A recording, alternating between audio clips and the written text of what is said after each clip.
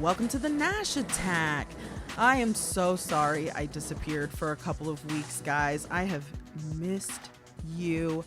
I was laid off from my job, which has been, let's just say, difficult for me. And I had thought that I basically went through the interview process with two companies and got very close to the end and didn't get either of the jobs.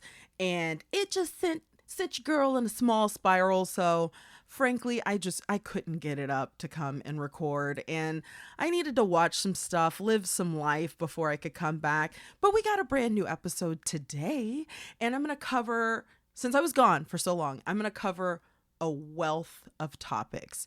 We're going to go through a bunch of stuff. You can visit the show notes to see the timestamps of where the topics change. We're going to talk about And Just Like That, because it's a nightmare. I want to talk about the new Real Housewives of New York. I want to talk about Real Housewives of Orange County.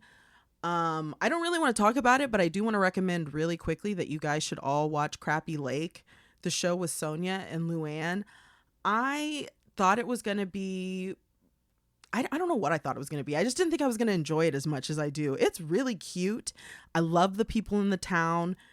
They're doing a really good job with it. Like they knew the assignment, they showed up, and they turned it out. It's a cute show.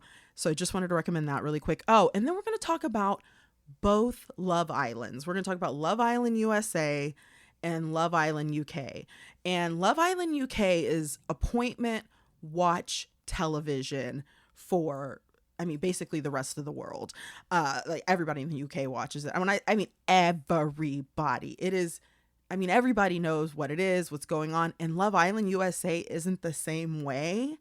It's, so the people, they go on it, they don't really know all the nuance of it. I guess it just doesn't have the same vibe, but it's still good. It's still worth watching Love Island USA. I'm enjoying it. Don't get me wrong, but if these boys had watched it previously and studied it, they could have come in and done a better job. But we'll get into all of that. We'll get into all of that.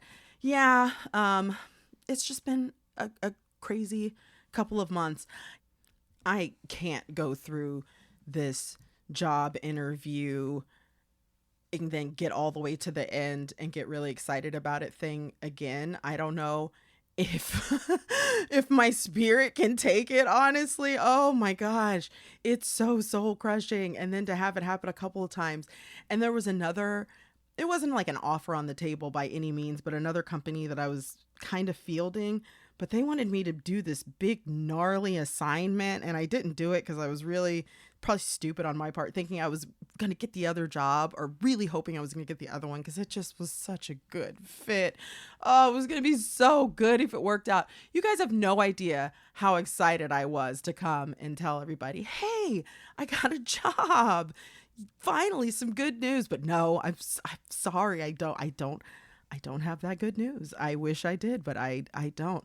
So yeah, it's just been rough. And the companies who ask for assignments, I got to know how many people I'm up against. That was one of the reasons why I was skeptical of it. Because if there's 10 people doing the assignment, if it's just down to me and 2 people, I don't know. It just felt weird. That's another thing. So many of these opportunities I've been like scammed and scrumped at this point.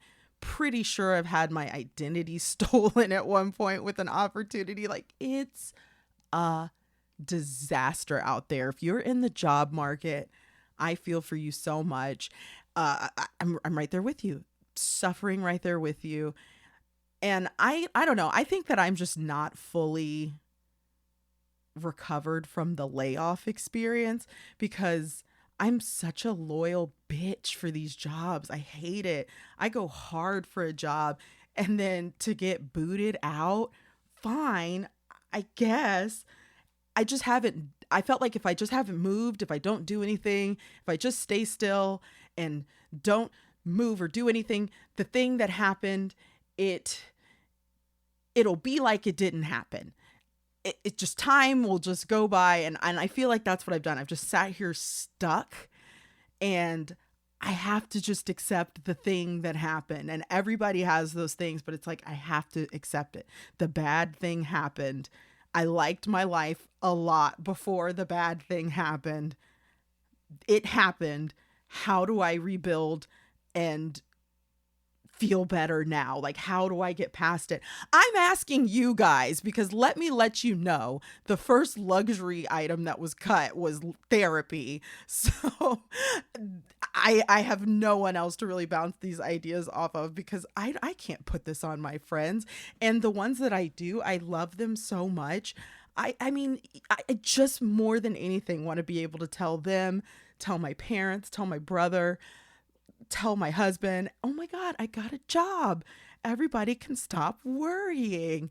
Things are better. I think the only thing that I can do is keep persisting, keep applying to jobs, and hope it turns around because it has to at some point. I keep thinking it's going to and it doesn't. I know I've said that before. Okay, I have to get off this topic. I'm just probably upsetting everybody. It's been a tough time. It's been a tough couple months. I mean, Grimace's birthday took a toll on all of us. Anita Baker and Babyface are fighting. Things are just a little crazy in the world right now. The Florida Gulf is literally, well, I don't know if it's literally, but it's very hot. It's very hot. I was going to say it's literally boiling, but it's not literally boiling. But it is cooking the fish in there, and that's not good. Read about that if you want to do a little doom scrolling. I've been doing a lot of that lately as well. I've got to stop with the doom scrolling. I am Miss Doom Scroller. But the one thing that has been really good for everybody, and I'm glad it's collectively brought the world together, or at least the people I care about, the Barbie movie. I haven't seen it yet, as that is something I can't really afford to do right this minute. In a week, thank you unemployment, I'll be able to go see it. Like every time I get an unemployment check, every dollar is pretty much marked away for bills because inflation is insane. But I'm going to see the Barbie movie and it's going to be great. And I know I promised you guys before I fell into my depression and disappeared that I was going to show you all my cool Barbie collection, like all the stuff that I have. I guess I'll do that. I should still do that because I have some cool Barbie stuff. I think it's kind of cool. And then I look at my life and I'm like, I'm 35 years old and I'm watching Real Housewives of New York, the new one. And the girl Erin, yes, the one who has a home in Manhattan and a beautiful home in the Hamptons and a husband and kids and a thriving, booming real estate business and is able to buy all of her friends caviar. She and I are the exact same age. And that has really been fascinating and weird to think about. I feel like worlds apart from so many other grown-ups that I am just stunted, that I am completely stunted and have an embarrassing amount of toys and Barbie crap for a person who doesn't have children. See, I it's a lot. Things are just there's a lot going on in the old Nash head. But you know what also has been really great that I forgot to tell everybody about? And shout out to, so far I'll just call her A because I don't know if she wants to be identified on this podcast. But you know who you are. The Nash Attack got a new iPhone. I have an iPhone, I think it's an XR now. It's not a 7. It's the one with the Face ID, which I've told all my friends and I don't care. I've always been nervous about Face ID because in I always want to call it Joe, but in Joe, that's how he gets his victims and uses their phone and makes people think, oh, I didn't kill them.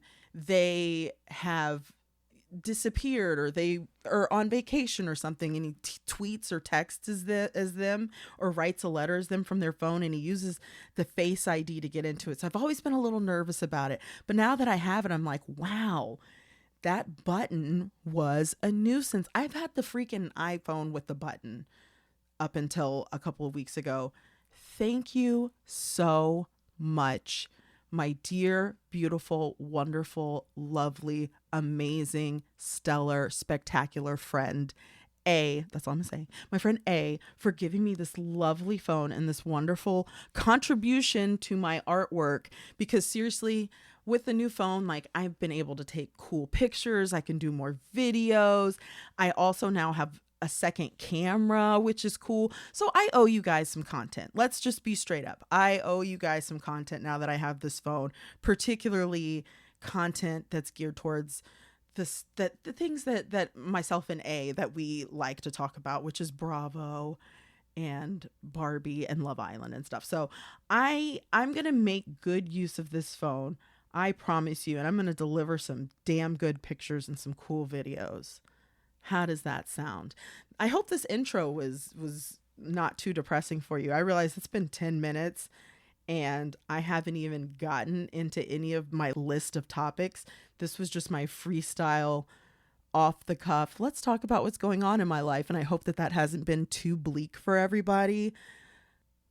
I'm sorry I don't have any more not television topics to discuss today. I was like, if I've got to put out an episode, so I'm going to talk about something I can talk about passionately, and that is television. And I promised Audie B, the best friend a gal could ever ask for, I promised her that I would talk about And Just Like That in depth for her, because she had to give up on it after the second episode of this season, maybe the third. I feel like I pushed Audie to watch the third episode.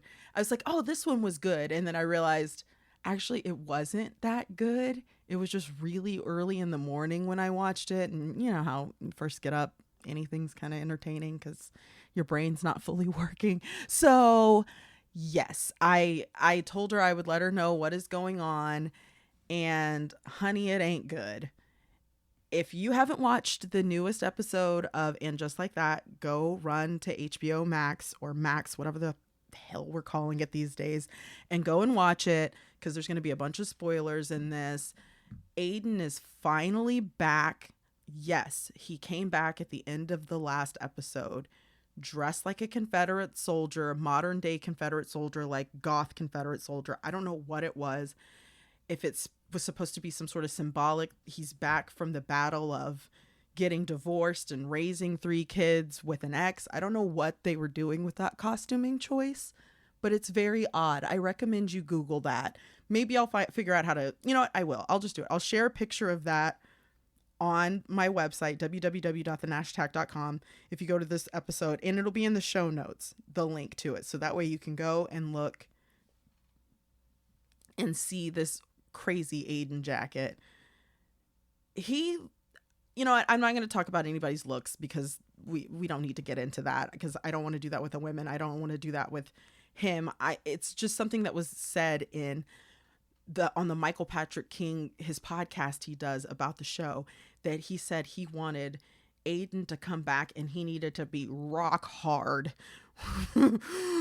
which is so weird. What a weird way to phrase it. Why was he ever that, like, like Michael Patrick King's like, he needs to look the best that he's looked, and it's like, why? He's aged. It is what it is. And so I don't know if they're pushing so hard for him to look better or something. Like, that's what's wrong with the costume. Something doesn't read right. Like, the character is odd. Like, something with Aiden is odd. And then he comes in so hot. He can't go into Carrie's apartment because, oh, there's so many bad memories. I didn't realize you still lived here. Like, where did you think she lived? Or what did you want to do? Like, go to her apartment where she lived with her husband who passed away? Like, that's more comfortable to you?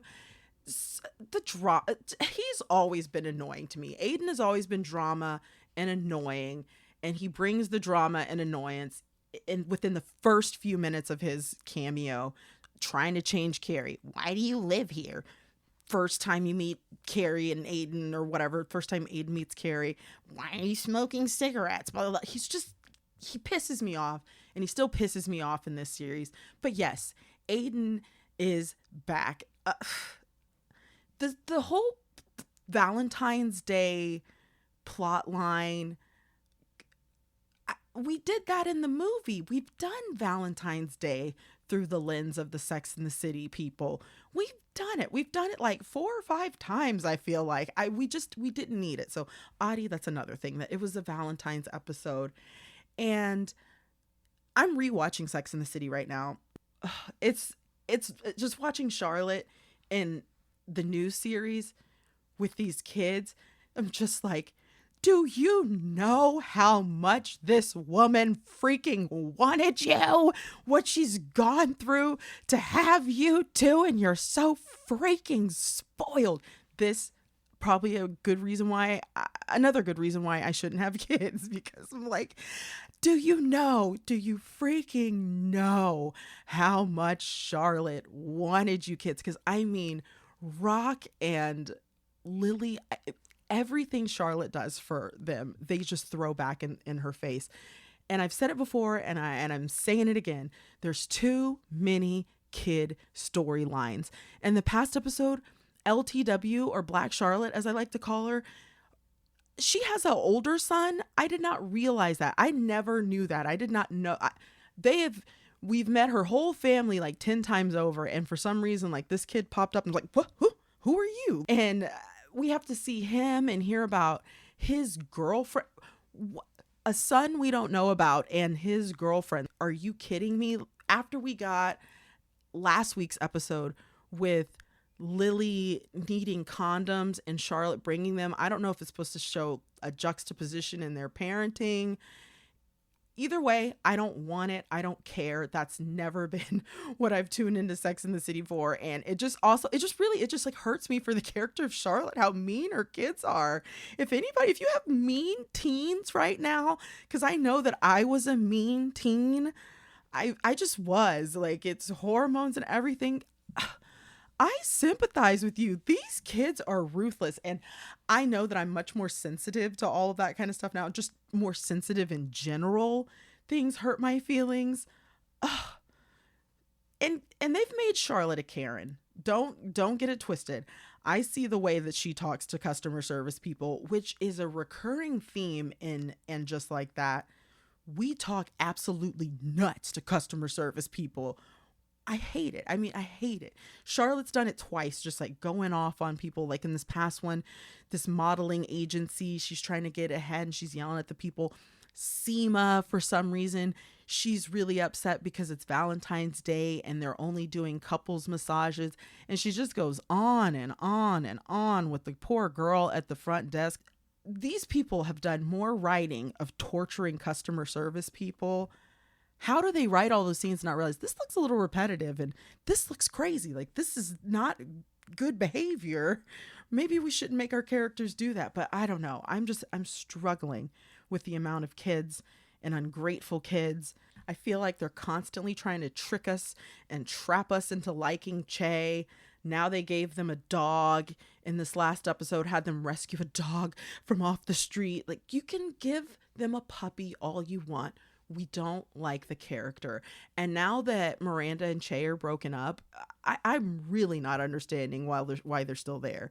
Like, they're this great friend to Carrie all of a sudden. It's not making sense. It's just not adding up. And we've got Miranda and Naya living together. Great. But I just don't know what they're going to do with that character and if they're still going to get them together, because at some point originally in the original get down of what the series was supposed to be, Miranda was supposed to get with Naya, I believe. And Cynthia Nixon found herself more attracted to Sarah Ramirez and was like, oh, that's what we should do with the character, which I'd like to address really quickly. I feel like that is really bizarre. Sometimes I feel like SJP and Cynthia Nixon brought this series back just so they can like have certain actors come back that they can hug and kiss up on. I'm like, what in what world is that okay to be like, no, I as an actor, I would rather be with this person. Well, it doesn't matter what you want, Cynthia Nixon, because Cynthia Nixon, you play Miranda. You aren't Miranda. And SJP is so annoying about that. We're just like, no, I am Carrie, to where they make too many decisions. We talked about this the last time we talked about And Just Like That. And they just get your hands out of it, because it's not making sense. It's just not making sense. Like, if you wanted another reason and another roundabout way to be with Aiden, fine, I guess. But Miranda and the Chase situation, that's one where I'm like, you guys, you got out of hand. You've just got out of hand. It doesn't matter who you're more attracted to, actor. What? I don't know why. That just somehow that blows my mind. And that's something I probably would have never like admitted to on camera. Cause like, I wonder what Cynthia Nixon's wife thinks about that. Oh, that's the person you were more attracted to. So you facilitated it so you can be with them. Oh, and you're directing some of these episodes. Girl, what are y'all doing? This show is a mess. I can't believe Kim Cattrall is coming back. At this point, I'm just disappointed in her, because there's no way that it's going to be good enough to justify how bad this season was. And there were a couple episodes there, like when I said, oh, episode 3, I convinced Audie to watch it. And there were these glimmers of hope that the show was going to get better. There was some, when Carrie was recording the audiobook, I don't know why, something about that was good. They've had these little glimmers that there might be funny storylines. Like, I don't know why I liked Charlotte and Harry dressed up as the Americans people. But then also, I didn't realize this. I had another friend point out how quickly the timeline's going. They're pushing through almost a year, I guess, in these. It's gonna be what, 10 episodes? It's insane. Like, we've gone through Halloween and it's Valentine's Day. Jeez, just thinking about that in terms of my own life, what a long time that is. That's a lot. We've covered a lot of ground and still not much has really happened. And then the other thing, I don't get where we're going with Black Charlotte, LTW. All she does for me, and it's fabulous. It's like great to see a rich, fabulous Black woman. Like, I love that. She should have better wigs. Is that part of the character that she's got bad hair? The wigs are a nightmare. I want to fix it so badly.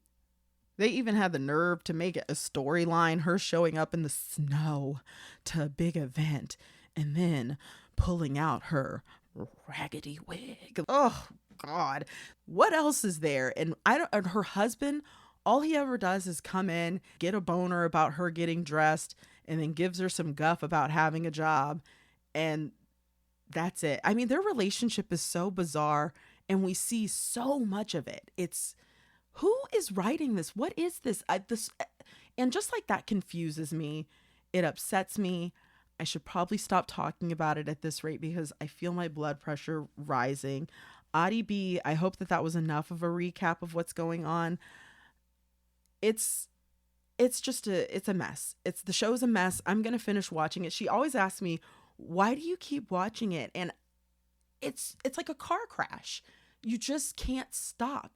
I simply cannot look away from this train wreck. I always want to know what's going to happen next. Like, I knew Aiden was coming back and I wanted to see how they did that. How are they going to make that moment? And I saw it and I was underwhelmed. I always know I'm going to be underwhelmed, and I continue to come back. Maybe it's just the masochist in me. Maybe it's the doom scroller in me. I don't know, but for some reason I keep going back. I'm going to keep coming back, and I'll let you know, Audie B, what happens at the end of the season. I'll let you know about when Samantha comes back. Man, rewatching Sex and the City, whoo, Samantha was the funny one. She brought it. Man, she brought it. I don't know how they thought to bring this show back and not include her. That is the funniest character. She's so funny, consistently. You can't replace her. I remember the speech that Kim Cattrall gave. There should be a Black Samantha, or there could be a Hispanic Samantha, where it was really encouraging. Like, I get what she was saying, but it's like, honey, we tried to fill it in with 15 different people to fill your one role, and the presence is missed. She's just so missed in just like that. Yeah, it's exhausting, and I appreciate you guys letting me get all of that off my chest about this series. I know it's not important to everyone, but to some of us, Sex and the City played a huge part in our growing up. It sounds dumb, but it made 30 look so fabulous. Man. Oh, watching it in college, we just loved it. It was great. It's just this thing. And then there were all these elements also of Stanford's life that I talk about with some of my friends, like him going to the fetish party. And I have gay friends who that was a really big moment for them to know, like, oh wow, like there's life outside of the town that I'm in, and there are other gay men and stuff. Like it just was so eye-opening. And in this one, I feel like the queer storylines are particularly upsetting. Oh God, the last episode, and I swear I'm moving off of this topic. The gross Jane Austen cat lady lesbian. I don't know what trope that is or what we're doing with that. Sometimes I'm like, Michael Patrick King, what lesbians do you know? Who keeps a home that dirty but reads Jane Austen novels and has people over but doesn't get dressed up for a date? And this is supposed to be a person in her 50s, and it's Miriam Shore. They're running through the cast of Younger on this series. They're bringing everybody in.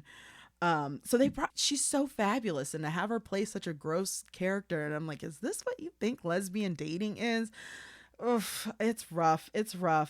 But let me take a breather, and then we're going to talk about Real Housewives of New York and Real Housewives of Orange County. We're going to move from regular TV, some scripted stuff, to reality TV.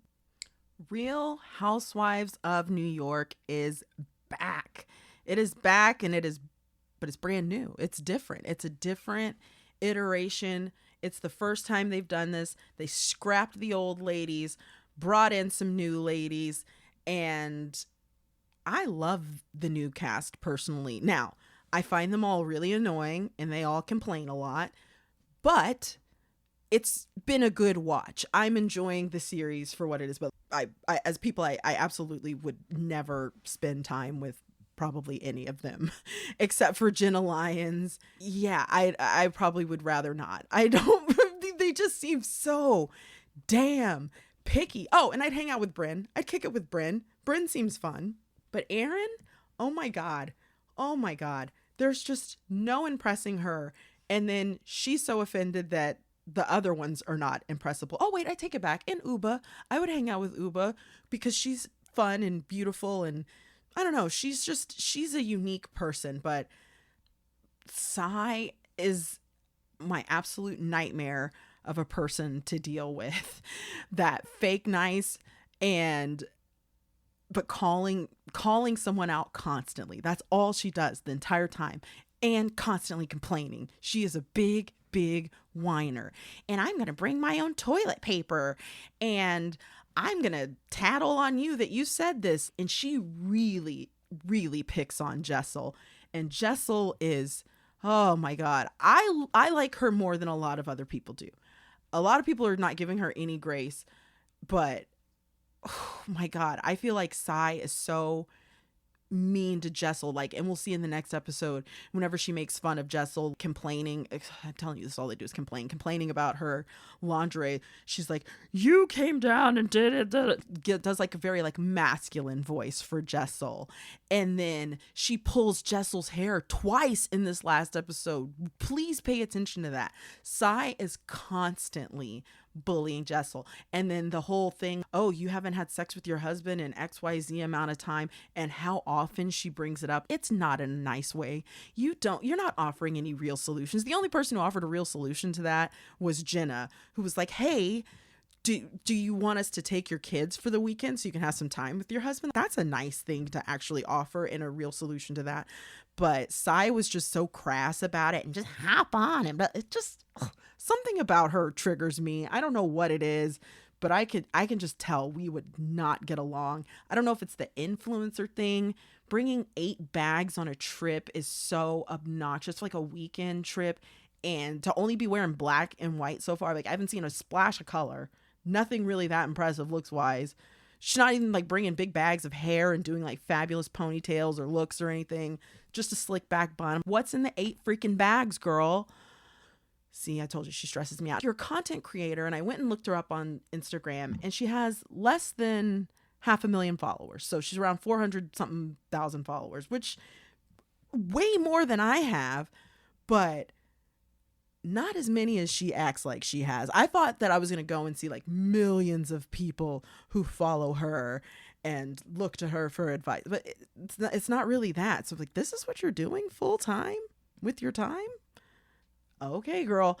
Yes, yes, yes. Sigh. She's just, we'll see as the season progresses, but I think by the time we get done with it, you'll be more on my side with this, hopefully, and you'll see through it. You'll see through the little comments and the little picking at stuff, because she does it to everybody. She's picking at Jenna, she's picking at Aaron, and the cheese plate comment. I don't even understand what that fight was. It's been weeks. I've watched the first episode multiple times because I'm unemployed and don't have anything better to do with my fucking time. Still don't exactly understand what the cheese fight was, but there's a lot that has been cut out because they cut one housewife. There was one other housewife that was going to be included, and she went on a rant or something or said offensive stuff. You know, the same old shit that gets people canceled and shut down and off Bravo. She went and did one of those things and said some shit. And so that's why the series starts and they all already know each other. So we miss all of them meeting each other for the first time and all of that, and just get them straight going into a girls' trip. It's good. It's good. I recommend it. Like, if you haven't been watching it, please watch it so you can know what the hell I'm talking about. And just to see if you like it compared to the old Roni. I feel like it's giving that same vibe as the original series, like the first few seasons, because by the end, it just started to get painful and very mean, just mean and dark, and Dorinda, and it's just a lot with the drinking and the off-color comments, and their COVID season was rough. Their season was so bad, that last season of Real Housewives of New York, like Legacy, they didn't even have a reunion because there was no way that they were going to be able to talk about it in the season and have it come out in any sort of positive way, because it was such a disaster. Ebony, I mean, it was just so weird. So I love the new series. I'm glad that we're back on track and we didn't just ditch Real Housewives of New York. If you seriously can't find, 6 or 7 nutty bitches in New York to come together and show their fabulous lives and stuff and talk about how great they are, I mean, I don't know where else you're going to find them. And of course they found them, because there's always going to be people who are willing to do this show. And once you're on it, you're on it. Jenna Lyons, you can act like you're above it all you want to. And it's such a favor to be there. It's not. You're now one of the housewives. So get in the dirt with these ladies. It's time to start shutting conversations down. And whenever people are bagging on your friends' lingerie that they make, like, start getting in their faces, Jenna. Pull those glasses off and let these ladies know who you are. Because so far, I like Jenna. I think she's cool. Again, I say that's a person in real life I would love to meet and hang out with.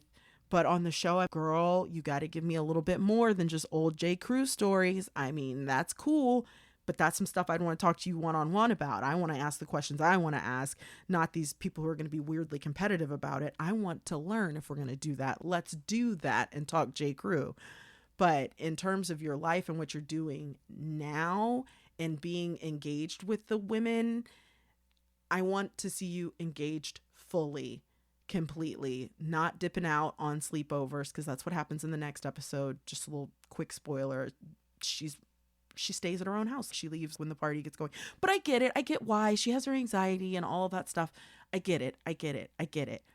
But there comes a point where, okay, I understand the assignment and the job is, I'm a housewife. We do a little partying. We got to stay up, and that's what it is. You don't schedule a call for 6:30 in the morning whenever you're filming Real Housewives of New York. You just don't do that. You don't do that. Not when you're on the girls' trip. The girls' trip is your job. The coffee in the morning and hopping in bed with your hair all messed up and talking shit about what happened the night before, that's your job. That's the meeting at 6 a.m. that I want to see Jenna Lyons in. Oh no, but I mean, it's a good season. I think it's going to be good. We're only 2 episodes in, so anybody who's not loving it so far, I think we got to just give it a little bit more time. whew, I think we're going to get some stuff with Jessel's husband, because I know in the preview he's talking about he wants to take a solo trip. I think we all need to stick around to see what that means. Taking a solo trip without your wife to Vietnam, like what? Yeah, let's figure out what's going on there. I'm trying to think if I'm leaving anyone out. Normally I pull the names up so I don't leave anyone out, but I already told you about Erin. I actually want to like Erin because she's funny and she is very New York, but I've just read some things about her personally that I don't really want to get into on the podcast because it's just more my personal preference stuff of like, I don't think we should probably have put her on TV or be giving her money, but whatever. And also she's one of those New Yorkers who's so New York that no one can ever be as New York as her ever. I don't even remember which one of the girls she was talking about. She's like, oh, she's not from the city. So she wasn't raised in the city. So she's, here. She's just like a tourist is what she called her. Okay, well, sorry. I couldn't have been born onto a greasy pizza plate in the back of a cab on Houston Street or whatever. I don't know. I'm not a New Yorker, so I don't know what's the coolest thing, but she's one of those New Yorkers. And me and my family, we've gone out east every year. Okay, girl. Okay. She's challenging, but I love her home, and I don't think she's the worst host we've seen. She's not the best, but she's most certainly not the worst. And for people to show up to her house expecting a big food platter and there not to be anything, and I think this is the second time it's happened, honey, get that together.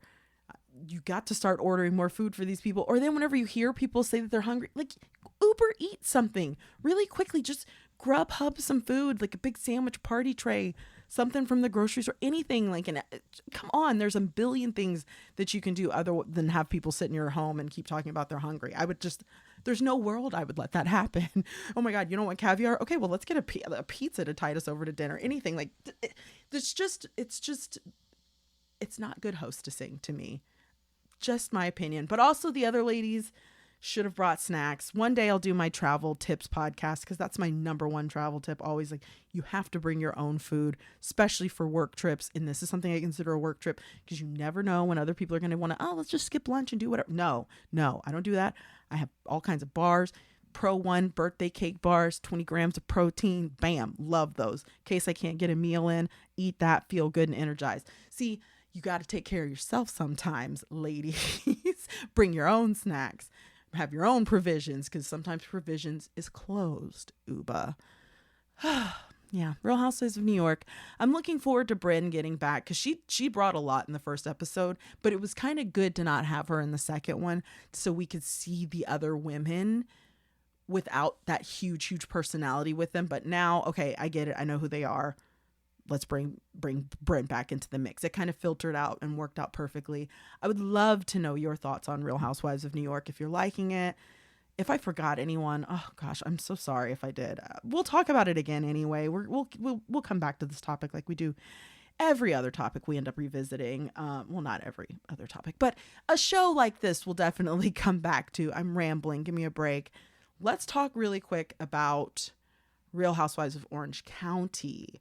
Now that they've brought Tamra back, Orange County has been, it's a good season in terms of it being entertaining, but it is a rough watch.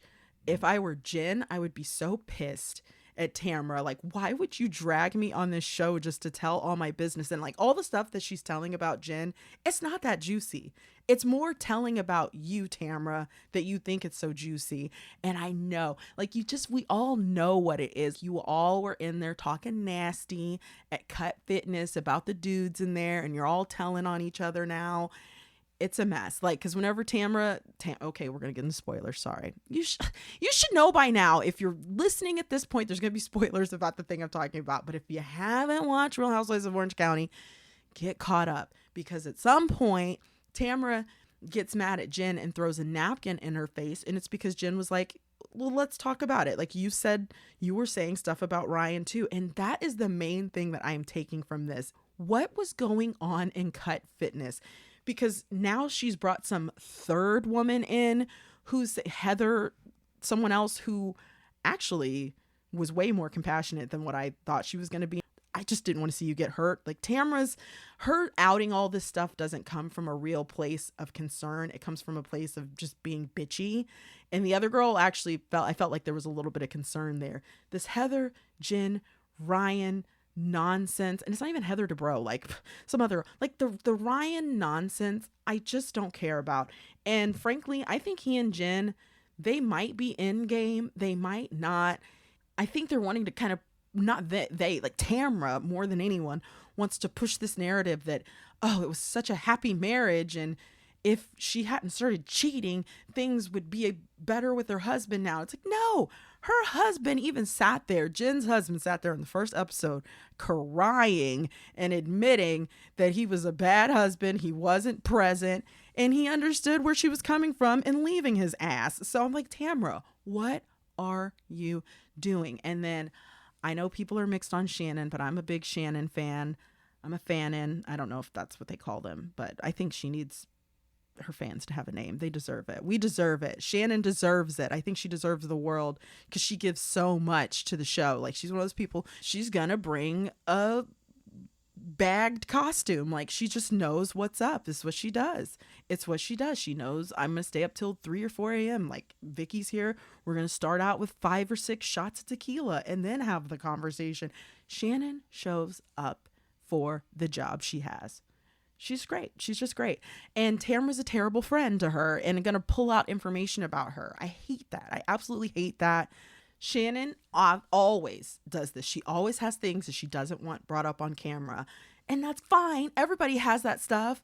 And Tamra is the first one who can't hold her liquor and starts to tell it. It's like, that is not being a good friend. And if it was something that was discussed off camera, Tamra was the first one to mention it on camera. The end, hands down. This is her fault if it comes out.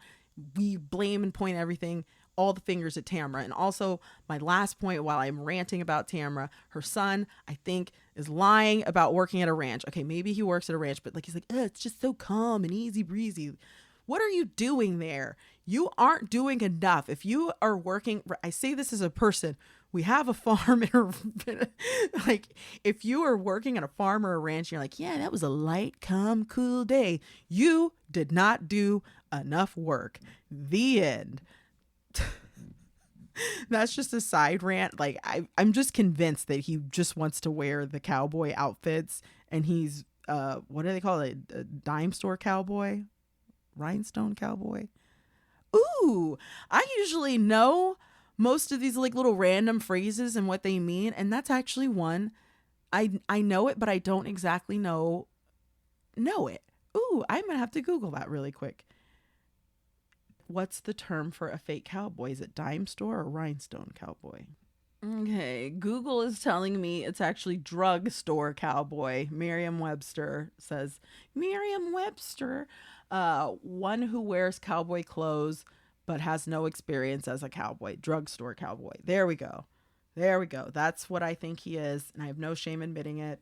I think that we get too much airtime to bad dudes on Real Housewives of Orange County, because between having to see Tamra's son and then Gina's freaking ex, please can we stop giving him money? Everything about that situation is so complex, and I am not even gonna dive into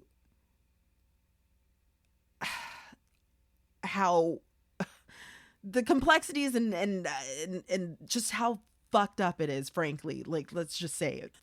Domestic abuse and what the effects of it is on a family, and that now years down the line, after this woman has made an impact statement about it and gone to the police and done it, because it's affecting her finances, that she has to recant that statement. Something is really wrong, not with her, but with the system in general. Where's the support for women who are in that situation, who have to leave, who have children, to where we don't have to pull these things off of men's records or abusive people's records so they can get jobs and so she can continue to get money to provide for her kids? Because I understand that whenever Gina says that, like, it affects her kids. it's a huge issue. It's just such a larger issue beyond Housewives, beyond Gina. And it just strikes a huge something in me that makes it really hard to watch. And I just wish they wouldn't put him on the show. But then honestly,